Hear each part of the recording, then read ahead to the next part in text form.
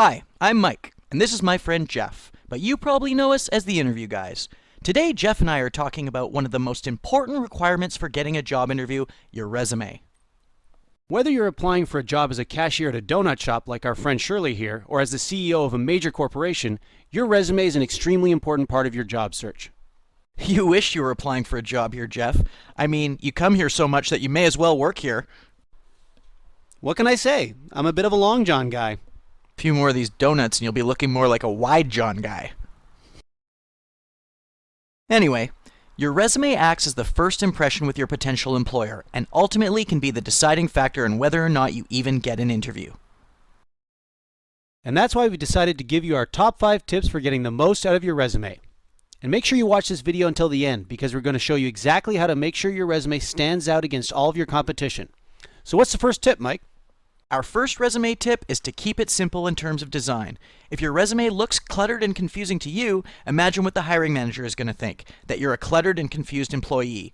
You also want to stay away from using any fancy designs and fonts. That means none of your signature smiley faces or hearts, okay, Jeff? Copy that, Mike. Tip number 2 is that you need to include important keywords in your resume. Companies nowadays use digital database technology to scan resumes for important keywords, meaning that if you don't have those keywords in your resume, then your resume won't get put in the yes pile. You can generally find the best keywords to use in the job description. Our third resume tip is to use what we like to call power words. Instead of writing that you worked on this or worked on that, try using more effective vocabulary like implemented, developed, initiated, or executed. These power words will show the potential employer that you are capable and intelligent. Tip number 4 is to remember to tailor your resume to the job you're applying for. Every job you apply for is going to have a unique set of requirements, and you should ensure that your experience and skills are completely aligned with those requirements.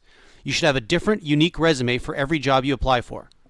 And last but not least, tip number 5 is to consider getting professional help. While you're definitely capable of putting together an acceptable resume, in today's grueling job market, sometimes acceptable just isn't enough. It's really important that you stand out, so having a professional writer in your corner will not only save you a ton of time, but also ensure your first impression is a memorable one.